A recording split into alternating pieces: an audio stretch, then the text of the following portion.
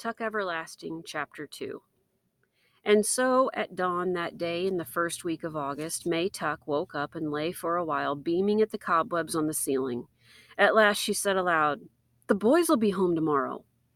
May's husband, on his back beside her, did not stir. He was asleep, and the melancholy creases that folded his daytime face were smoothed and slack. He snored gently, and for a moment the corners of his mouth turned upward in a smile. Tuck almost never smiled, except in sleep. May sat up in bed and looked at him tolerantly. "The boys'll be home tomorrow," she said again, a little more loudly. Tuck twitched, and the smile vanished. He opened his eyes. "Why'd you have to wake me up?"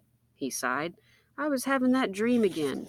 The good one, where we're all in heaven and never heard of Tree Gap." May sat there frowning, a great potato of a woman with a round, sensible face and calm brown eyes. "It's no use having that dream," she said. "Nothing's going to change." "You tell me that every day," said Tuck, turning away from her onto his side. "Anyways, I can't help what I dream." "Maybe not," said May, "but all the same, you should have got used to things by now." Tuck groaned. "I'm going back to sleep," he said. "Not me," said May. "I'm going to take the horse and go down to the wood to meet them." "Meet who?" "The boys, Tuck. Our sons. I'm going to ride down to meet them." "Better not do that," said Tuck. "I know," said May, "but I just can't wait to see them. Anyways, it's 10 years since I went to Tree Gap. No one'll remember me. I'll ride in at sunset just to the wood. I won't go into the village. But even if someone did see me, they won't remember. They've never seen me. They never did before, now, did they?" "Suit yourself, then," said Tuck into his pillow. "I'm going back to sleep." May Tuck climbed out of bed and began to dress. 3 petticoats, a rusty brown skirt with one enormous pocket, an old cotton jacket, and a knitted shawl, which she pinned across her bosom with a tarnished metal brooch.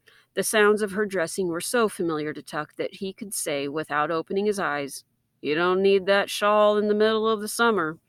May ignored this observation. Instead, she said, "Will you be all right? We won't get back till late tomorrow." Tuck rolled over and made a rueful face at her. "What in the world could possibly happen to me?" "That's so," said May. "I keep forgetting." "I don't," said Tuck. "Have a nice time." And in a moment he was asleep again. May sat at the edge of the bed and pulled on a pair of short leather boots so thin and soft with age it was a wonder they held together. Then she stood and took from the washstand beside the bed a little square-shaped object, a music box painted with roses and lilies of the valley. It was the one pretty thing she owned, and she never went anywhere without it. Her fingers strayed to the winding key on its bottom, but glancing at the sleeping Tuck, she shook her head, gave the little box a pat, and dropped it into her pocket. Then, last of all, she pulled down over her ears a blue straw hat with a drooping, exhausted brim. But before she put on the hat, she brushed her gray-brown hair and wound it into a bun at the back of her neck. She did this quickly and skillfully, without a single glance in the mirror. May Tuck didn't need a mirror, though she had one propped up on a washstand. She knew very well that she would see in it. Her reflection had long since ceased to interest her, for May Tuck and her husband, and Miles and Jessie too, had all looked exactly the same for 87 years.